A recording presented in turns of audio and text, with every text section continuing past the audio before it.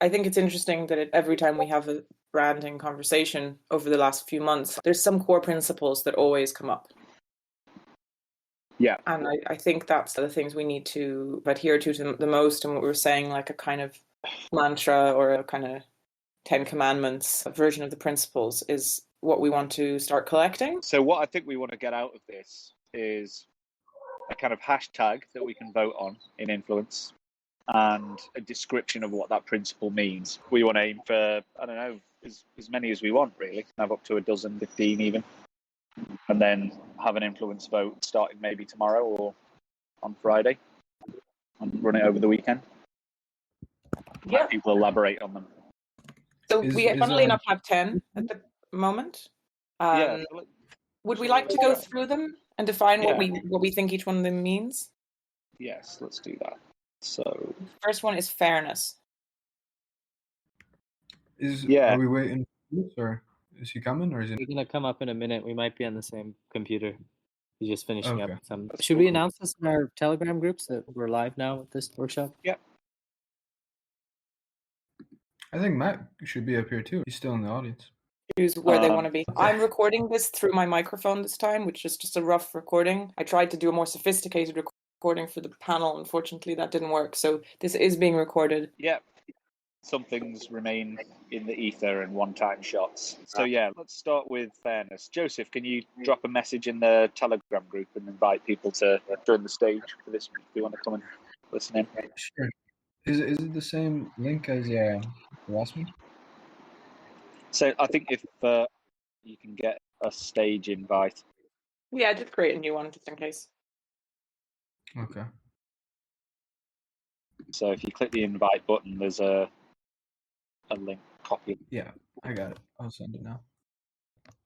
I have a suggestion about the list. Maybe we can try to compile, because I think inclusivity and the last one was fairness is the same thing. Maybe we can just shorten it and see what is redundant. So I think by speaking through them, we might find what the parallels are, because I could see fairness and inclusive having two different meanings, especially if fairness could be in the context of like monetary value fairness, like more the whole long end of the token holders having say. Yeah. Where inclusivity is more about like everyone can work for the DAO. So I think we can come up with a long list, like Nick said, and then we'll choose the top 10 that are voted on in Influence vote. Right. Because I somehow think that we should choose just 10 and then vote on them, because I think we missed. I really wanted to add health and wellness and privacy as usual, because the two things that often are left out, there are always diversity and inclusivity and democracy and whatever, and then people, like we were talking about it before, right, that people just smelt if it was like a normal corporation or something like that. So I wanted to add that. Yeah, I think we can add as many as we want, really, and then, but I think we can probably have maybe a cutoff. So if we end up with 15, we could say the top 10 are our starting principles, and then there's no reason why we can't have periodic votes on this and take some in, take some out in the future. Just a quick note before maybe we dive deeper into it. I think radical openness is something that comes up a lot. I think that could be principle. Openness. Yeah. Yeah, I like radical openness. So would inclusive and potentially radical openness be a better word for inclusive, because inclusive has become an overly dredged word? Yeah, maybe. Yeah, openness. So radical openness is this idea that's about working out in the open. So you just pull up, there's a... Can I jump in? I'm here on Naved's computer. Hey, I feel principles maybe should be sentences instead of nouns or noun phrases, because a single noun imports a lot of associations, like fairness, or inclusive, like I don't know, or opening, like open, or you're opening a treasure chest, you're opening a door, opening a vault, opening your mind, opening. There's a lot of it's like 1 degree of separation, or sorry, one kind of hop away from that word imports thousands of things. Whereas if it's a sentence, Because I feel like part of what we're talking about is that we're trying to like, well, what sentence do we want to attach to this word? Yes. So anyway, I don't mean to derail the whole thing, but no, I mean, really agree with that. I think there'll just be a semantic tag to represent a longer string of words or something that's a bit more of a meaning. Yeah, the semantic tag for what fairness is. And this is what I think we were thinking here. Maybe let's go through one at a time and say what we think each of those principles actually mean. And remember, what we're going to end up with is people adding a justification for why tag is important. Right? So essentially what we're doing is negotiating the meaning of those tags. So yeah, openness can mean many things, but it's what openness means to us is what the outcome of the vote is. Or Nick, maybe you can then explain a hierarchy of influence because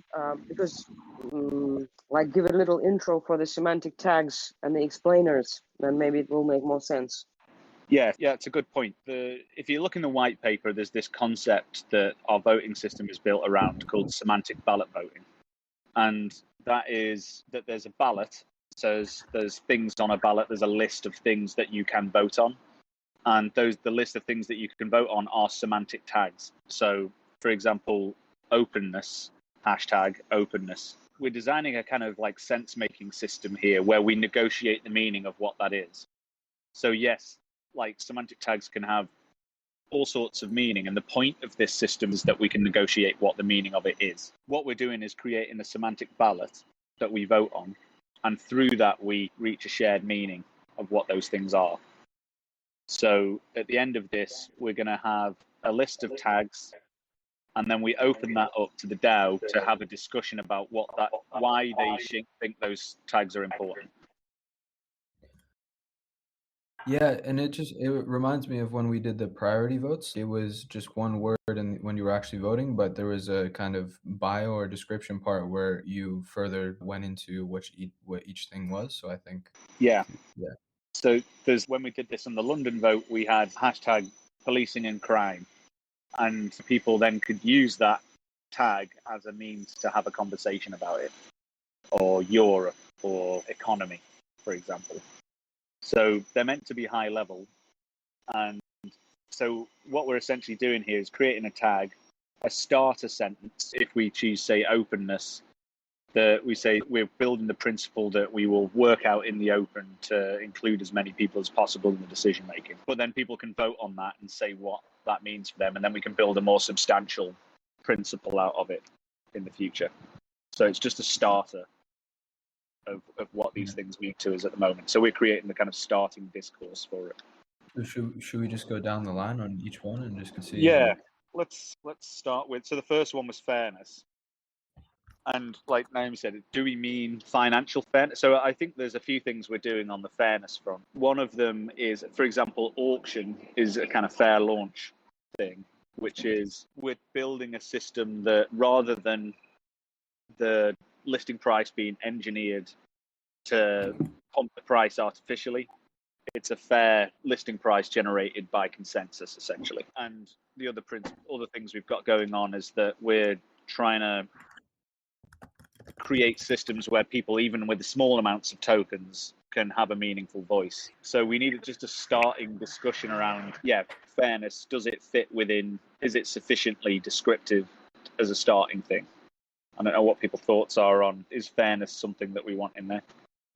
So like we're building into there's fairness built into the concept. It's not just fairness in how we run the organization or how we decide on the token distribution. It's actually even the fact that anyone can always get into the resident pool because you can move people around and you can kick people out. It's like fair game almost. Yes. So we will build, I think it is fair game. So there's anybody with sufficient resources, like Bitcoin doesn't care if you're a toaster or not, or if you practice a religion or something. So you'll be treated equally. Your money is good here. Your money is good here. Yeah, so I think something along the lines that we will strive to build fair systems that include the long tail of token holders or something like that. When I think of fairness is like equal distribution of, in our case, voting power and participation. It's not equal distribute. I think there's one of the things that's flawed about the kind of equality narrative is, so that this comes up in token systems where you've got the Gini coefficient, which is the distribution of wealth in the system. It's if 1% of the world's wealth is concentrated on, or 99% of the world's wealth is concentrated on 1% of the people, that's not fair. But total fairness is basically everyone has exactly the same. And if that's the case, there's no point in working, right? There's no point in participating. That sort of pattern doesn't occur in nature except when like you burn down the forest. Then all the trees are the same height. Yeah. That was going to be my point, in that the fact that fairness is like almost an anti-concept, because in nature there is nothing which is fair. There is a hierarchy, as the previous conversation was talking about. That is the complete natural order of things. And so I'm curious as to whether, if we put fairness in there, firstly, it's like this sort of semi-egalitarian type concept that you can't really deliver on, because there will always be somebody or a group of people that feel like they're the most disenfranchised or disempowered people within a group of within a collective. So yeah, and there's the notion of symmetry comes in, right? So Architopteryx or whatever his name was, whatever, there's a kind of asymmetry. There's a hierarchy, right? If somebody's taller or somebody has more money or whatever, or a tree has greater girth. Sorry, I just muted myself. So yeah, I think that fairness feels like a very broad and loaded concept that is likely to create lots of disagreement about what it means. How about, this is a useful discussion. So we don't want to get bogged down in this kind of like potentially toxic equality narrative, which is like everything should be the same. If everything's the same, there's no progress and there's no point in working and all that sort of stuff. How about empowerment as a thing? What you want to replace fairness with empowerment? How about replacing it with conflict resolution? Because the problem is with fairness, there's no fairness. There's only agreement about whether something is fair or not. So if someone says this is unfair, and then another person says, "Oh no, it's fair," so the bottom line is whether there is someone who can provide justice and conflict resolution over whether something is fair or not. I'm not sure, like, conflict resolution has a kind of slightly negative tone. What about consensus? What about vote-led? Yeah, I was going to say like permissionless as well, is what Yuvi said, because if that's the thing, it's basically why I said fair game. Because fair game is actually the opposite of fairness, right? Fair game means like it's up for grabs. Anyone has a chance. Like it's not doesn't mean it's fair. It doesn't mean everyone's going to win the same amount, but it means that everyone has the same opportunity. Yeah, but it doesn't exist. It's not about token holders. You do have the same opportunity as anyone else to become part of the DAO. So it depends which part of the project you're talking about. Unless we're talking about monetary power, anyone else can. I think there is more to it than just level one kind of DAO thing. There is all this social structure around it. So there is all this off-chain stuff. But I don't know, maybe I'm just giving it a bit of too much of a larger scope. So this is a good example of sense making, right? So we're trying to negotiate what we mean by fairness. So it's on this list, so there's something there, right? Now, what we've essentially done here is fork this semantic tag 3 ways or thereabouts, or 4 ways, where we've now got permissionlessness, permissionless. We've got consent, and what were the other ones? Let's just add these tags to the list. You said maybe positive sum would belong as a fork of this as well. What would or win-win? Positive sum or win-win. We talked about that before. Maybe this is a good place. I think that's already on the list. So we've got positive sum, win-win. I like what you said to empowerment. I think I like that tag. Empowerment's a good one. And now, empowerment as a paradigm is the idea that your power can be elevated. So in the structure agency debate is do you have the ability to step outside of your structure? Can you come in with $10 and work your way up to being powerful in the system? And that's something that has been a design paradigm from the ground up. I want people to be able to essentially become important in the DAO, and has entered with you might be essentially someone without much money at all. You might have won some money in a meme competition and then stuck around and more tokens, and you essentially elevate up through the system to become a powerful person in the game. It's like equal opportunity to leverage, if that makes sense. It's the social sciences, mobility. So social mobility, can you like elevate yourself through the social hierarchy? It's like the American dream. Can you be born into a poor family and become a millionaire? Exactly. It's like the ideal of lift yourself up by your bootstraps, pretty much. Yeah, and some of the systems we've got are like, you can come in with nothing, earn some tokens, and then you get a voice. And then you can vote in our prediction markets, earn more tokens, and you can, and then even if you don't have many tokens, you can still get an ID, and the IDs can put you on a different sort of tier of voice. So we're trying to elevate people's voices. There might be someone who's got exceptionally good ideas, but no money. And we want to be able to have those people influential in the DAO.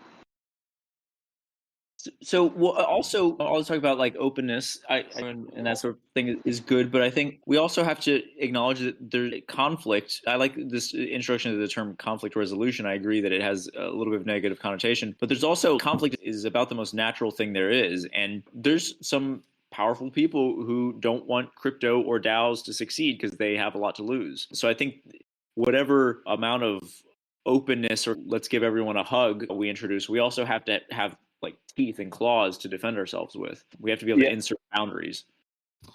And essentially in conflict, it's not doesn't necessarily mean bad. So it's used in cognitive psychology. If you've got two ideas that they're in conflict with one another, and rationalizing the conflict is learning. So it's like a fundamental principle that conflict isn't bad. In fact, some of these games we've designed are almost designed to create contentious decisions for people to argue about, because that's where discourse comes from. So I think what we should do is just all of these tags that arise, we should jot them down and potentially just eliminate the ones we don't want in the list at the end. So I'm happy for this to extend quite a long list. Yeah, let's get that one on there. So Fairness has created these spin out ideas.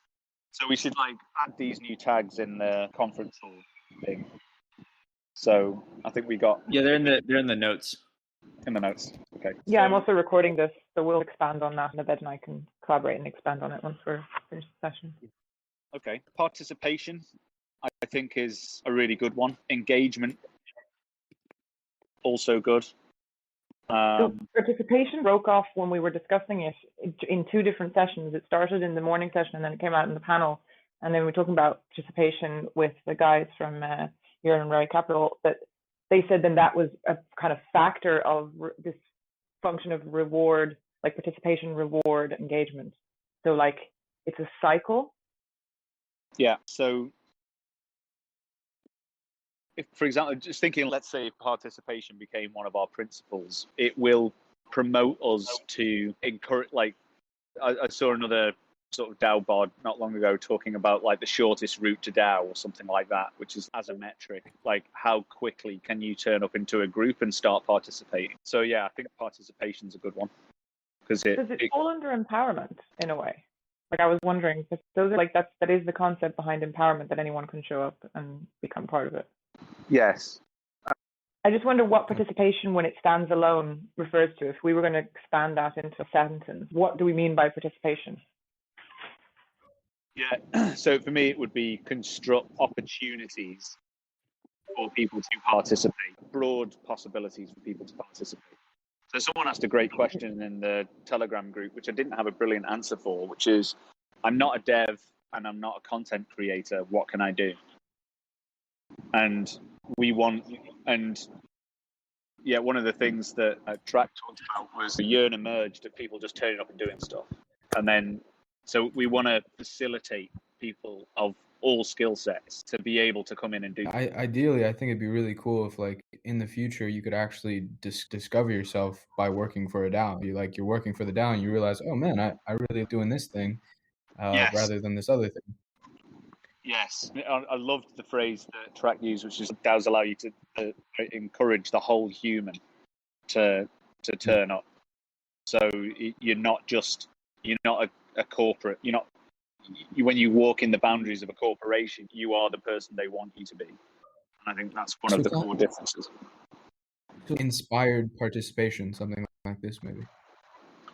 Yeah, or broad participation or open participation, something along those lines. Falls within like individuality. and like self-determination. Yeah, on that one, the word that's used a lot is belonging.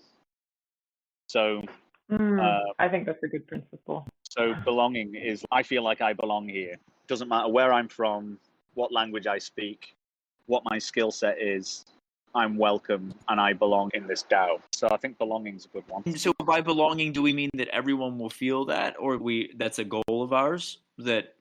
So we will build systems to encourage the sense of belonging in the DAO. So we want to, because it doesn't happen implicitly. You have to design these systems. Normally, people will project their own framework of reality onto something. And if you don't fall within that, so there's like a normative frame of reference that you portray subconsciously, if you like. It's just like you build the world that you already exist in. We want to build a broader net, right? So people from all over the world can turn up and feel like it's a space that they can get involved in. So next one's education, which I'm certainly very keen to get on. So a starting principle along the lines of the DAO will make concerted effort to educate the participants so they can develop towards being contributing members.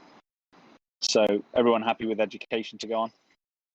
Yeah, I was wondering is it the right scope? Education has a bit of an asymmetry to it, right? There's the knower and the learner. Maybe a word like communication would be more, but then that's maybe too abstract or too general. But yeah. What about like growth or something like growth? I think.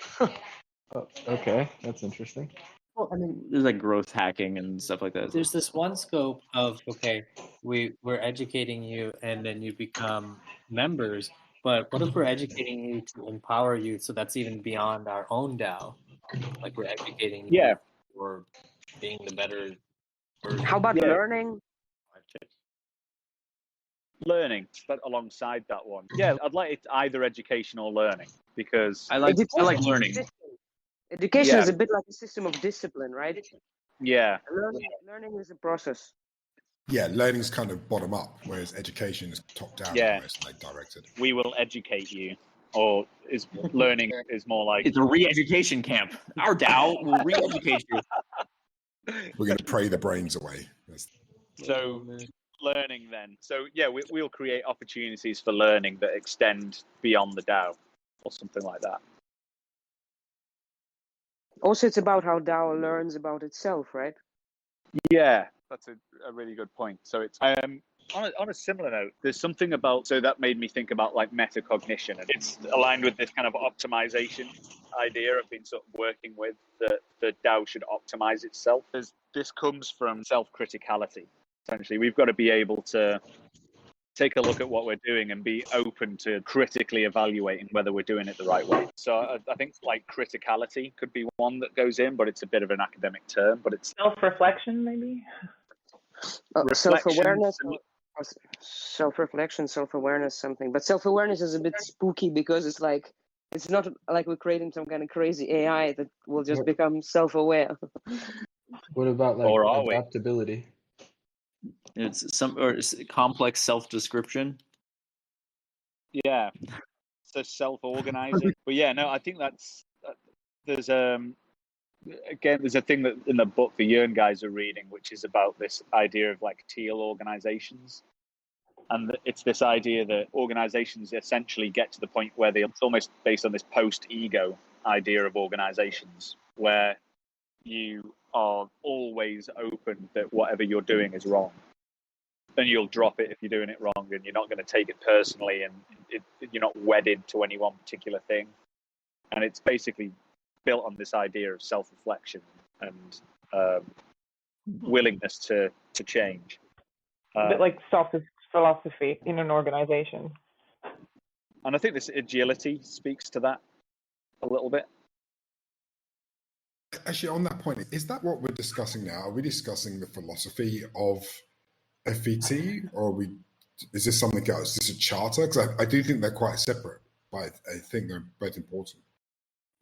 So the way I'm phrasing this is around these principles, right? So it's the way I've set the session up is it's what we do and what we don't do. If it's got to be like essentially the principles define who we are. So they are slightly different, right? Because there's ethos, which is like who we are, tell us what we do from the philosophical point of view. So who we are and what we do. So I think this defines who we are, these principles, and potentially what we do as well. Gotcha. In which case, we might want to incorporate more of this. So there's an important thing that comes out of this like idea of a community of practice, which is we're a group of people and we have a domain, which is at the moment it's this kind of finance and democracy sort of bucket. But the enterprise of that community is what's the common goal? What's the direction of travel? Where are we all heading? That's what we're reaching consensus. So there's like correlated concepts of collective identity. So if this is who we are, I think is part of what we're trying to define here. But I also want us to get in what is the direction of travel? Where do we want to go? I think we want to decentralize the world. Sounds like. I think decentralization needs to be on there. So what would decentralization mean to us, though? What does it mean to the DAO? Like, we want to decentralize the world. What does that look like? What we're doing is making systems that facilitate the process of decentralization. At the moment, we've got the tools to build self-centralizing forces which create efficiency. If you can create similar levels of efficiency without centralization. So being able to... It's sort of like in programming, there's this thing, dynamic programming, where if you can recursively phrase the sub-problems in a problem as basically the same version of the problem, then you get this kind of massive parallelization ability. Mm-hmm. You can like... I don't know if that's helpful, but... Yeah, it's parallel.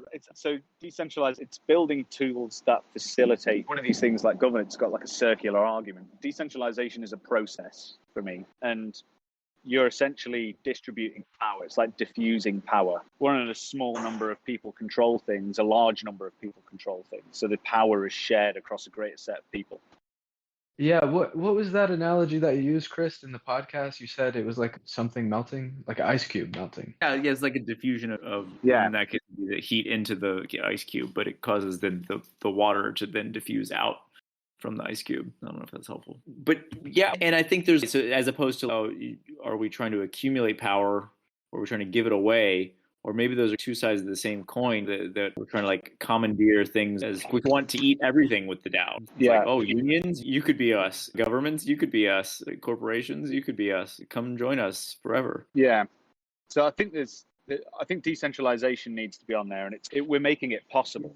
So we've not been able to decentralize before, and that's what we're enabling people to be able to do. I know these are, what I'm going to say is, I think, quite common parlance in crypto, but it's that permissionless, frictionless, trustless, right? That's, to me, when I think of decentralized, that's what it is. I don't know how or if we'd worked it into what we're talking about, but that sounds kind of summary of those things all put together.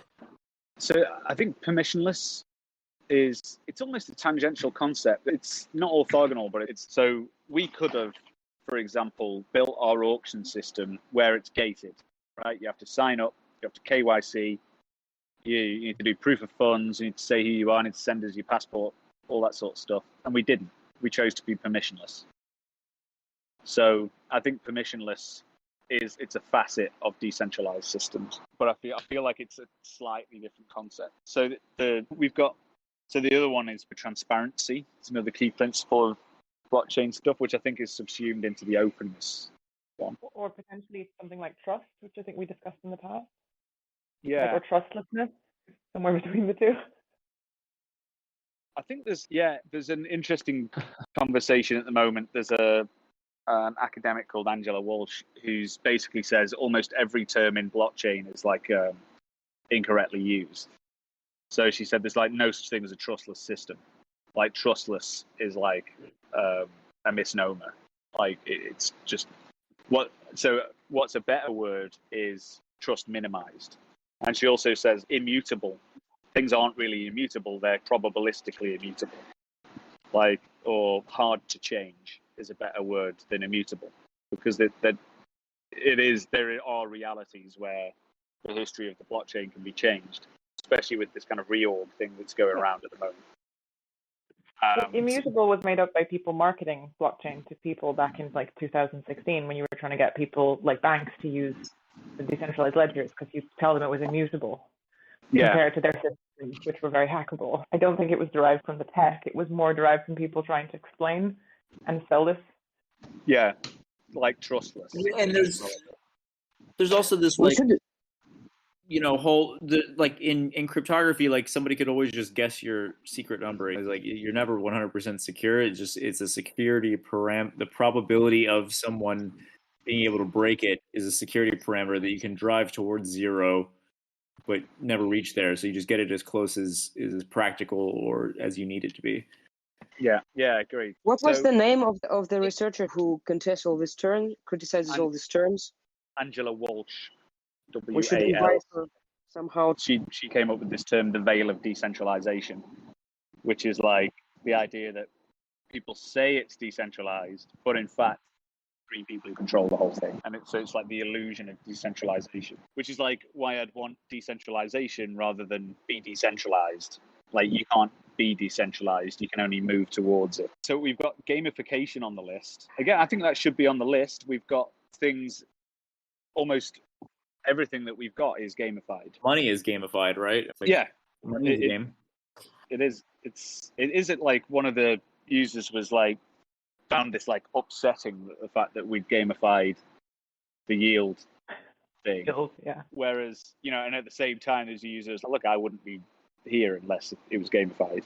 So it's a contested term, but it's a part of the mechanism design principle. If there's a game that people understand, it's actually part of the fairness thing. If there's a game, there's rules, and if the rules are open, then you know the rules of the game. Would we communicate this as a principle though, or because it seems, I don't know, or maybe there's a better way to describe gamification as a principle? Yeah, I don't see it as a principle Other either. projects, You though. have a point. There's a difference. It's more of a differentiator, I see it as, because I do see a lot of projects just as moving money from one place to the other, and there's very few projects who are actually trying to literally gamify it, as in not just like that the economics gives gamification so you can move money in different ways, but you can actually play with it. And as Nick was saying, a way to educate is through games. They're very useful for that. Yeah. So isn't gamification means actually manipulating people through making them gamble pretty much? And it dovetails into the complexity of what is the nature of play. Is like play. I think of play as like when you're learning and having fun at the same time. Maybe it's playfulness. Maybe it's actually a way, maybe playfulness. And actually, as if you're talking as a brand, that is it's much better as a brand identifier and attribute. And it can be represented in how we speak and how we design and how we communicate. Yeah, I like that. Yeah, I'm much better like playfulness, yeah. So it's like fun. It should be fun, right? This is what we were Yeah, talking because about. gamification is a strategy, right? It's a strategy to make people do stuff. It's more like cryptoeconomics, I think. Yeah, it's mechanism design, yeah. Gamification can be quite evil, actually. It can be very evil. Like, I thought you could build games that make people do lots of stuff. You can reward people for eating. Say again, Chris. I said you can reward people for eating poison. I know that nobody's ever done that before, but you could. Well, isn't that like what fast food is, pretty much? you get those dope. You get dope. Next up, we've got democracy. Yeah, very keen to have that one in. So, as a principle, how would we define it? Like, we will endeavor to build direct democratic systems that give everyone a voice. So I'm curious about this because that's something that always comes up is direct digital democracies. But isn't the implication of a democracy that it's already direct, or maybe not? No, because like we use representative democracy, which is we typically there's some clown who wants power who steps up, and then you've got another clown to pick from, and so we're signing a blank check every 4 years, pretty much. It's like signing a blank check. Do you want clown A or clown B? And then they get a job that they can't be sacked from for 4 years. That's our current democracy. Whereas direct democracy is the idea that anyone can essentially elicit a change or have the ability to change the system. But to what degree, though? Like all the way up to the highest degree? That would be the ideal that I could see. Like a Switzerland model, right? Yeah, exactly. Like there's obviously some threshold, right? There's for civil protection. I'd want it to be able to, someone could turn up with $100 worth of FVT tokens, make a proposal, and that proposal materially changed the system. But that's not okay. So there's something about acquiring signals from the edge of the system, like instead of, I don't know, like this whole Hayek idea that the people working on the specific problem have the most information about it and therefore should be given the most autonomy and responsibility to be able to solve that problem, as opposed to moving that responsibility to some centralized bureau that actually has no fucking idea what the issue is. Yeah, the systems that we're going to have will. So, for example, 100 bucks FVT guy can come in and make a proposal, say, I think should do this. It goes into a stack of proposals, and then he needs to reach consensus. He will have to lobby and get other people to support his proposal in order to get it elevated up to the higher. It doesn't stop there. It doesn't mean that anyone can make any proposal and it will instantly happen. Still need consensus for it to trickle through. So essentially, you could represent your own desires for change. Yeah. So it just means like everyone gets a voice, a meaningful voice. And there's going to be, I think once there's enough participants, then there's going to be so many proposals that we're going to need multiple layers of filtering through it, building a tree or a pyramid or an index. And at that point, and then it's starting to resemble representative democracy. Yeah. Not necessarily that there's a representative but there's like kind of multiple layers of kind of decision making. Because isn't that where all the voting and the reputation ideas come in? Is that it's like these layers that you're talking about? And how much tokens you hold? We can have 100 proposals in a stack, and we quadratic vote on them, and we end up with a consensus sorted list of what people want to do, and we might just slice off the top two. Right? It doesn't mean those proposals underneath disappear. It just means that there's more lobbying or more work that they need to do to get them higher up the stack. And maybe there's a kind of like a random element to it. Maybe there's 100 proposals that we just take a random 10 of them and we make it a provably random thing. And that way I don't even think you need to do that. I genuinely think you will get this filtering mechanism. That's what quadratic voting can do in the way that we use it. You'll proposal 1 to proposal 100. But isn't there potential for voter apathy? Because who really wants to look through 100 proposals? Go through 100 proposals, yeah. Maybe, in which case 80 of them don't get any votes. There's going to be a dynamic where you need to make the proposal engaging enough for people to care about it. And we're going to have maybe it's not inclusion that's randomized, but it's the order that it's displayed on someone's screen. So yes. So that there's no like preference for, this appeared at the top and therefore more people looked at it, therefore more people are more likely to vote for it. Yeah, there is a name for that bias that occurs in like surveys. Like people just read the first 3 questions. Something like that. It's the time you're on question 50, you don't give a shit anymore. You just put in like strongly agree or whatever. Cool. So democracy is going to stay in. Communitarian is an interesting one. I think community is probably make more sense than communitarian, which is a bit more ideological in framing. What does communitarian mean? It means that you believe that you are, so the framing of your worldview is at the community, so rather than the family or individual. So like a libertarian only gives a shit about themselves, whereas communitarians give a shit about the community and far less so about individual freedoms. So they would design laws and rules for their worldview that benefit the community, but not necessarily individuals. So it's like how I rationalize killing ants, because I'm like, the ant is not a meaningful unit of sentience. It's actually it's actually hive. Yeah, that's the meaningful thing. Yeah, so ants are communitarians. Like they will sacrifice themselves for the good of the hive, which I think it's one hop away from like communism, which has a slightly more economic dimension to it. But it's community is, so as a principle, that means if this was high up the list, we would like potentially like we could end up in a scenario where community is more important than technology. But then it's going to be collective. It's not collective, not a community, isn't it? Collective. Yeah, exactly. Like collectivist is like collective is more important, and community is, I don't know, but it seems like that's the thing. But maybe I'm just Yeah, this sounds a lot like collectivism. I think that makes sense. Yeah, what you're saying. Yeah, what exactly did we mean by community?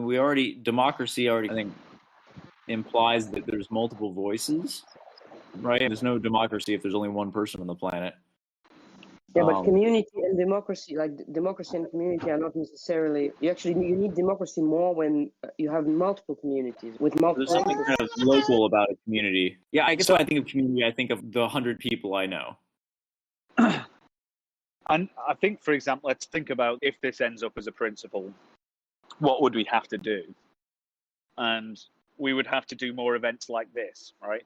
Where we do outward-facing community engagement activity. We would spend resources on building community, like getting more people involved, like building the community. So we could have here, the principle is that we will endeavor to build the biggest community possible, or the largest and most diverse community possible, or something like that. Yeah, I mean, okay. Again, we don't have to reach consensus on exactly what the principle, like what these things are. The point of the vote is to let people negotiate what they mean. Okay. Do you know what I mean? So we could enable negative votes on these. And you could say, I don't think we should have community in there because democracy supersedes it. Yeah, I guess I'm still at the stage of struggling to understand in what ways community a principle. Yeah, it might not be, and in the sort of governance framework and developing, principles is part of the community. It's like principles is a subset of the community. These are the principles that the community abides by. So perhaps it's probably might not be the place for it in this. Maybe it's not a principle. Okay. Yeah, I guess I'm running into a syntax error. Right? Yeah. No, I think I can see where you're coming from. So this kind of idea of positive, we all win together. Is there a tag that we can land on with that? The thing I was thinking of was that we have this isn't the next thing, that when possible, we choose to engage in positive sum games instead of zero sum or negative sum games. So if there's some kind of like exploitative app that we could make, like maybe we choose not to do that. Instead, we make some kind of something more like Uniswap where many people can play, and there's a kind of like growth of the ecosystem as a result. Yes. Like, for example, we won't build systems that allow VCs to extract value from retail in a pump and dump. Right? But this is like a don't be evil principle that went wrong, actually. Yeah, don't be. Actually, guys, we need to be a bit evil. Like, let's delete that. So, yeah. So, positive sum games or positive sum is a good tag there, I think. So what kind of? Where do we? What's that? Like, can't be evil. Also, like, how do you design systems? I want to say, how do you design systems that can't be evil? That someone cannot take your code and actually use it for really bad things. I'm not sure if it's even possible, actually. Like designing. Yeah, I mean, the phrase Metallic like it can't be evil. Replace "don't be evil" with "can't be evil." But is it possible actually? Because it's always a double edge. Sure, and you could use blockchain to build like some nightmare sauce. Everything you do is tracked and like in a smart city where like your oxygen levels depend on how much propaganda you consume. Yeah, blockchain can be extremely evil because it's transparent. I'm talking about our dApps. Sorry. Yeah, I think so I'm trying to again play these out, if these lands of principles, what they do. So like I'm thinking about our auction. So it's actually zero sum, right? If you treat the auction as a standalone game, because there's half of the people in the money and half of the people out of the money at the end of the auction based on the listing price. But if you zoom out a little bit, and you create value in the token itself, the whole economy rises up and everyone's won after the game is completed. I think it's a good target. I'm quite happy for positive sum games to be in there. Or what if something like, just thinking on the don't be evil thing, what if we just acknowledge the truth and say can be evil but choose not to? I think I don't want us to reference Google for one. Or bring morality into it. I think there's, for example, the permissionless thing, it might come in tension with them. So if we're truly building, so I was watching this Uniswap thing play out last night, and there was people commenting on the forum and then getting censored by the moderators. And in Influence in its current design, we can't moderate it. We can't stop anyone from posting on it. Right? There is nothing we can do to stop people posting anything. Now, is that so? Someone can come in and post stuff that's really horrid. Do we engage in moderation practices? So that might come into tension with permissionlessness. How do we rationalize that as a principle? But they always say self-exclusive. There is this decentralization, something triangle, you can't achieve all three. And I think you cannot achieve permissionlessness and decency because you just, unfortunately, everyone's trying to do that, but you have to always choose, I think, between the two and find balance, right? Some people are just dicks, right? So if we're permissionless, if we have permissionless as a principle, we won't ever moderate, right? We might have filtering where we can get people voting on comments at a later date and the shitty ones go to the bottom, but it's not us censoring people. So yeah, I think it's an interesting discussion. The easiest way out of it, maybe I saw, is that you only tolerate intolerance or something. If someone comes in and being a dick in an intolerant way towards others, that's where you censor. Everything else is just radical self-expression, and that's okay. But if it's actually self-expression about not being tolerant towards something, then you kick them. So, but I don't know what is it called. I mean, as a principle. Self-destruct, shouldn't you tolerate intolerance if you're being really tolerant? Yeah, I was about to say, because I think the Enlightenment principles are really important to discuss. In what way? In terms of making sure we keep them alive, like you said, making sure we are tolerant of intolerance, for example, to have the ability to experiment as well and be judged for carrying out experiments, if that makes sense. Yes, and actually experimentation should be in our list as well. Yeah, and I think that dovetails with playfulness as well. It's a pretty standard political trick that you just call anyone who disagrees with your power grabs a terrorist or someone hateful or whatever the kind of conditioned terms are. Yeah, there's a really interesting article by Nassim Taleb called Most Intolerant Wins. And it is almost the game theory of intolerance, means that you end up, basically the intolerant people are tolerated and end up like everyone does it now. So that's where we are right now, huh? Pretty much. I mean, it's pretty much. So is it tolerance is something that we want to get in there? Because there's going to be times when users come in, we've got a permissionless system, and they're just a constant pain in the arse. Right? They're just turning up, being a total dick in everything, and we're just going to have to tolerate them being there. And there's not going to censor them. I think there's somehow we have to be able to filter through, because there's weaponized like social engineering things where you can just grind an organization to a halt by throwing dust in the gears with people like that. People don't do it. Sometimes people do it. It's just their personality, and sometimes people do it because it's a hostile activity. Yeah. If you think about Bitcoin, right, it's not completely permissionless because you have to pay for, there's a system, a spam protection. So if you think about it as spam, maybe there's something, maybe it just becomes extremely difficult to be a dick. But how do you make it? This is a pretty interesting conversation. It's got me thinking, like, how would you try to stop someone from attacking the system in any kind of way, whether it be verbally or just a Sybil attack or whatever, without like directly censoring them? And it has me thinking of like evolution and hierarchies, because that's what they do just naturally. They kind of, anything that doesn't work just gets filtered out naturally. And so if we somehow design something where if someone's coming in and just talking shit, then like everybody knows they're talking shit and no one gives them any attention, and there's just, it's in the design that they just get filtered out. That's it. Tolerance doesn't mean you have to listen to people.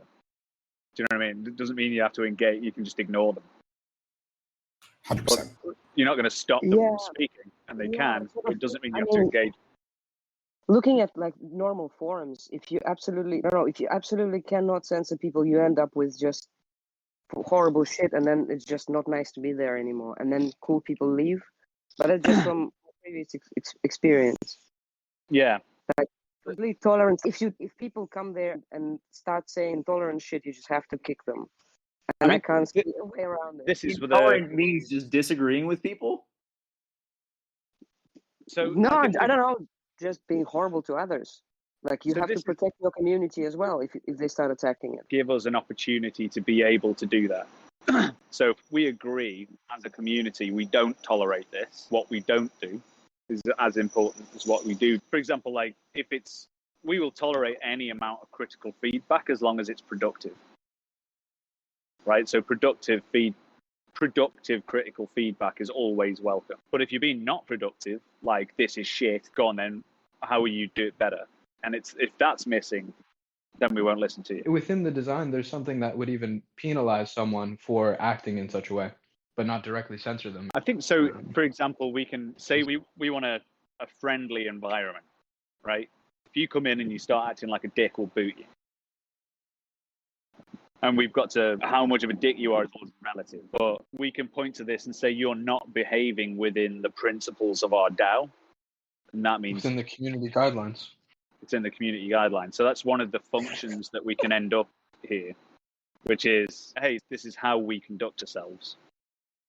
So we don't want people falling out with each other, for example. And it will happen eventually where we've just got people flaming each other in the group or whatever. And say, look, we want good vibes, basically.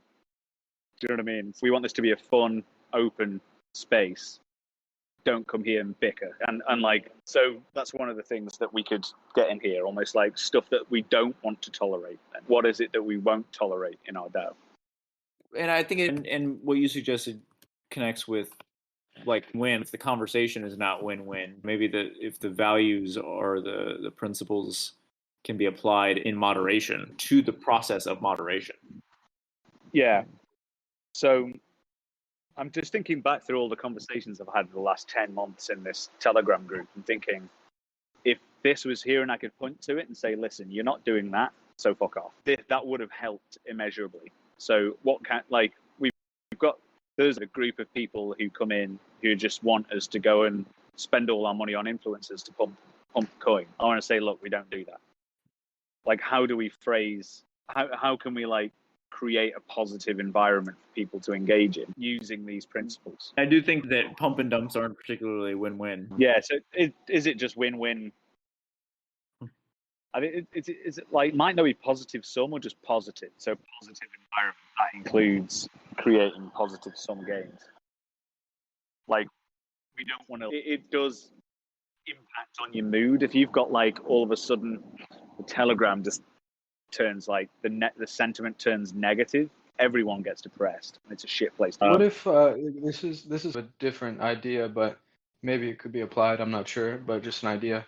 What if we were to take it like sustainable?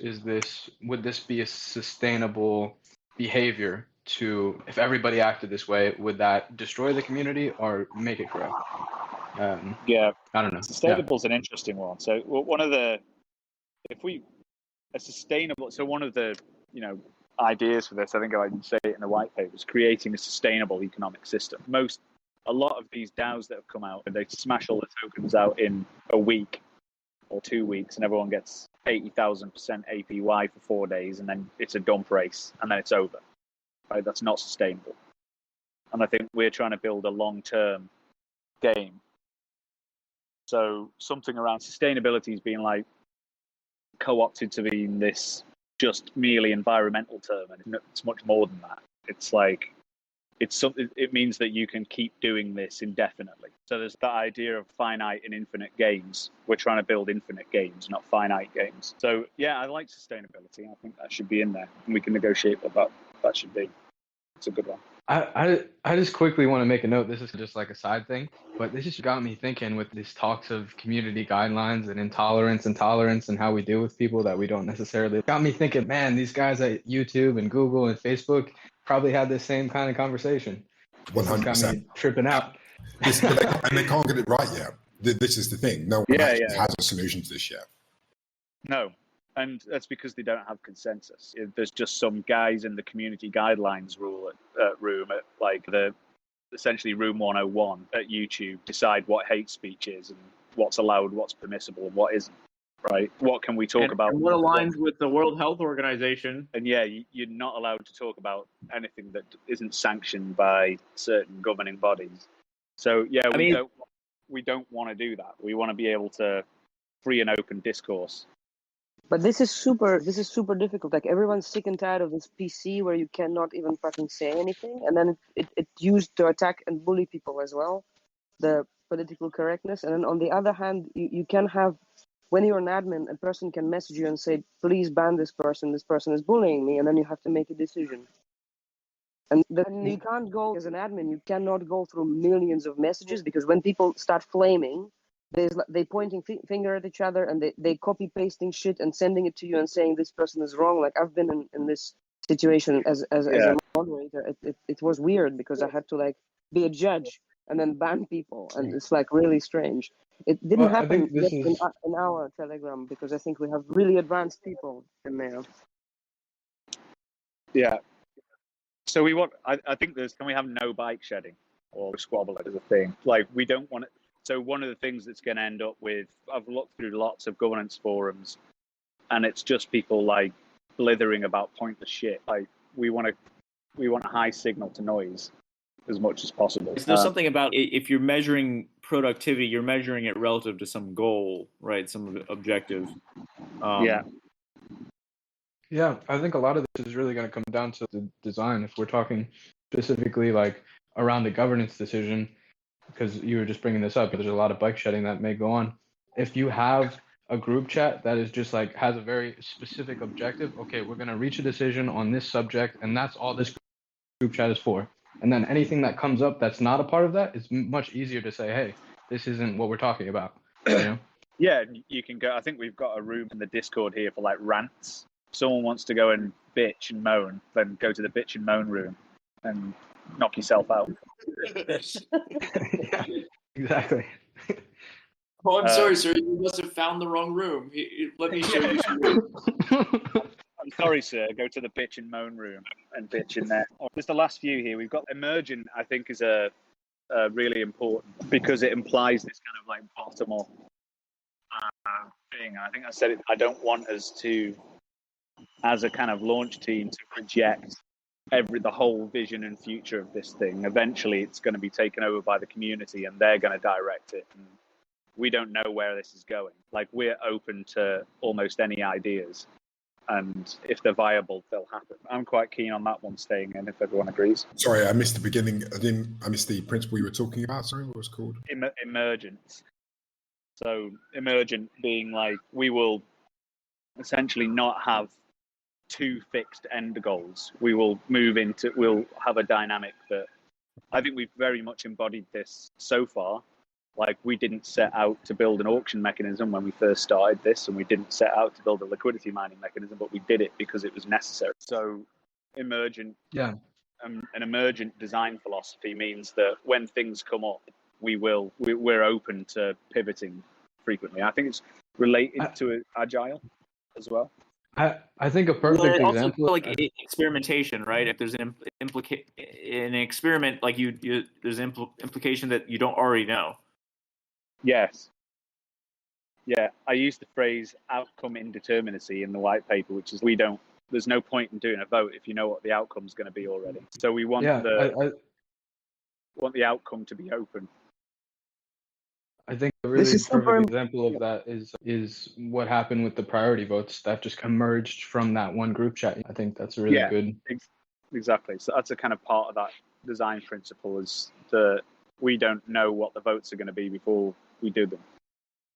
This is going to be tricky, I feel, because like even I had a problem with the crazy roadmap that is so like branching out, because I was stuck in this mindset of, okay, this is a tech startup. We need a plan. We need a roadmap.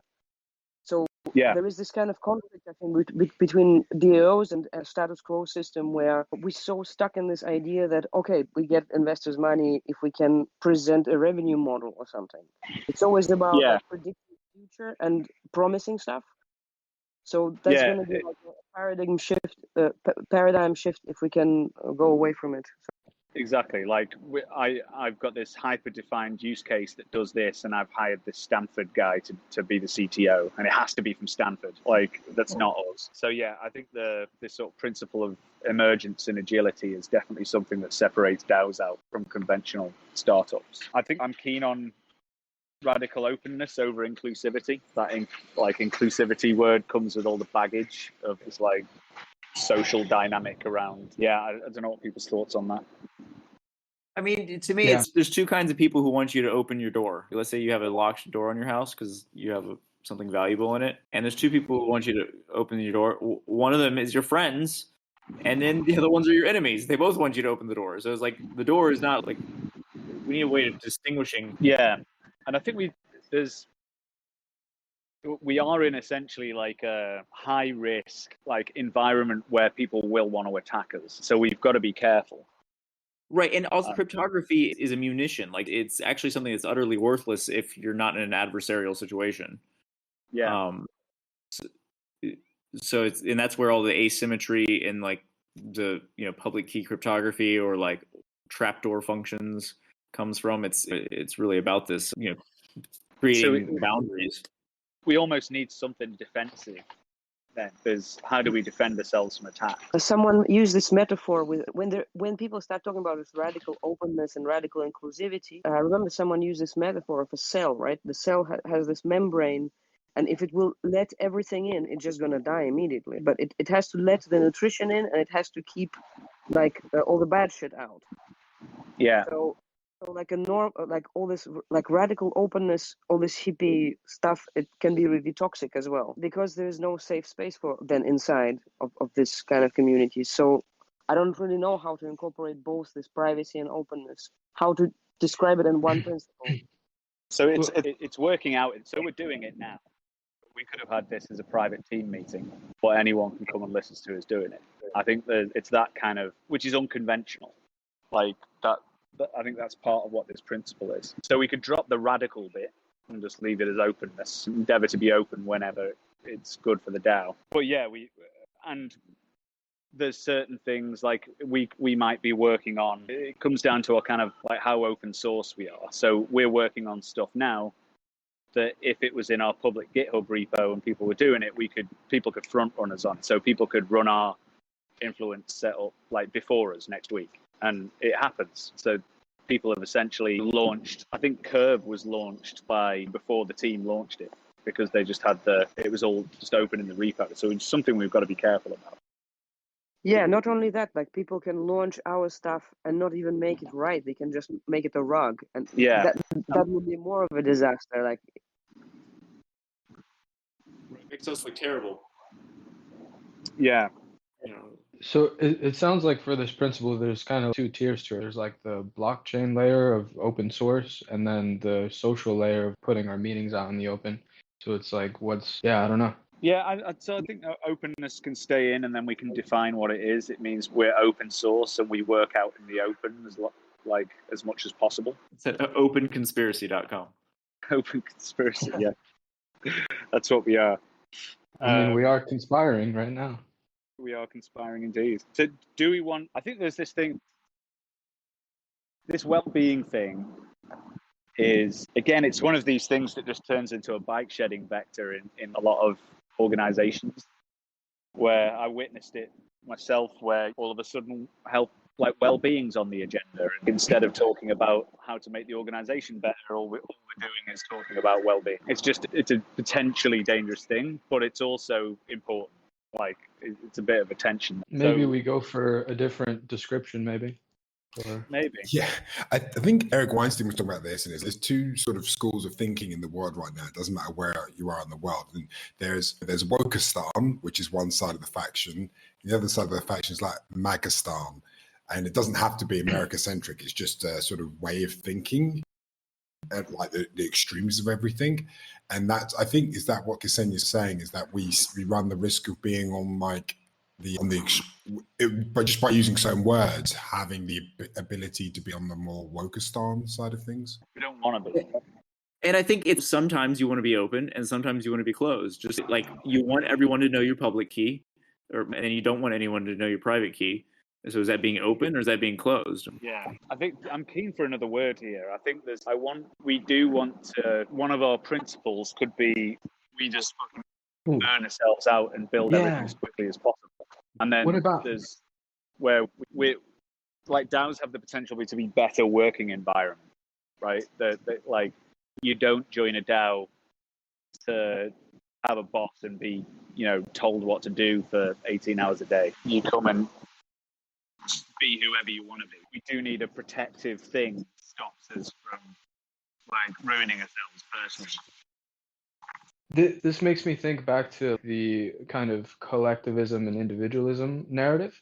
And we exist within this collective and we have collective goals and we're moving forward as a collective, but then you also need to like acknowledge your own individual personality and desires and needs. And so I think maybe self-awareness is a good way to go, maybe. Yeah, self-awareness. I was thinking like self-care was bumping around in my head, but again, it's a bit. I wonder if like maybe it's like sovereignty or something. Right? Yeah. Ultimately, it comes down to I have the right to do what I want to do. That's the kind of point of a lot of these systems. Like you don't want the power dynamic to arise where people end up just getting bullied into hustling themselves to death. Again, maybe it's just a term that needs to be in there and then we can negotiate it through the votes. It might end up at the bottom, or people might end up suggesting a better term for it in the votes. I think we should probably make it clear then in the vote that there's the ability, like these semantic tags aren't set in stone. You can offer a different one in your opinion feed. Yeah. All people need to do is we have a tag suggestion form. We do. Oh. And I think we can have other as a tag, and that just like literally invites people to come up with new. On the privacy front, we don't have privacy tech yet. We're actually ultra transparent. Respect pseudonymity with our identity system. We make this point, and I think this is good. But at the same time, we're talking on Discord, and they're not like super keen on privacy. So, but I was thinking, in principle, it should be like, for instance, what we mentioned when we use some like not so ethical tech, maybe we shouldn't be like super purists from the beginning about it, but we could at least warn people like we're using this.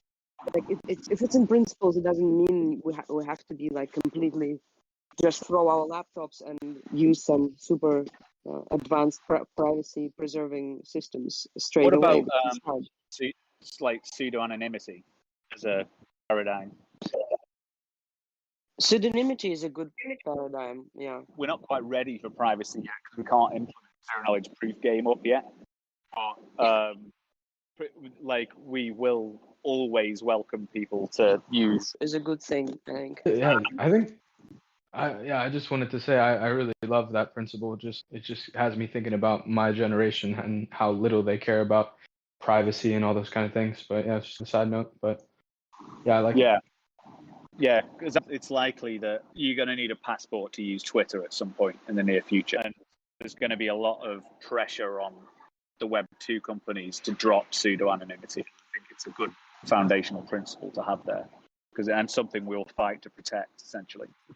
And it's something we inherit from Ethereum, pseudonymity of the Ethereum addresses. So when you're talking to the same person, but you don't necessarily de facto, or you don't a priori know who that person is. So there's no KYC, AML, and that dovetails with permissionlessness. It's because by having a pseudonymous system, it means that we can't discriminate based on who you are because we don't know who the fuck you are. Yeah, very much correlated to openness. I think it's an important one. Like our ID, we went to great lengths to develop a Sybil-resistant system that maintains pseudo-anonymity. So I think we're already embodying this.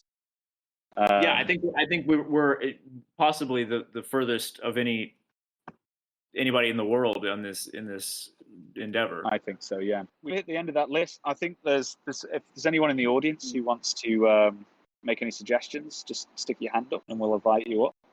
Is there anything we're missing on the list that anyone would like to add? I think what I'm going to do is throw this out to the Telegram group as well, and people can suggest hashtags for the next 24 hours. So anyone who's been taking notes, can we compile it into a Telegram announcement as a list of tags, throw it to the Telegram group and let anyone suggest any? and then sometime 24 hours out from now, or whatever, we're going to set up an influence vote for people to have a vote on these. So are we missing anything, team? Are you happy with the list so far? I think it's all right for now. Yeah. Cool. It'll stay agile and open for the next 24 hours, so it's not fixed just yet. But yeah, cool. Super interesting discussion. Did you keep a note of the changes to the tags and stuff, or does anyone have? That has a bunch of notes. I've been taking a bunch of notes. Yeah. Cool. So do you mind dumping that list of tags into the Telegram group, and we'll let everyone know they've got 24 hours to suggest any? Awesome. All right. I think that was a nice open discussion. Super interested to see what the vote turns out like.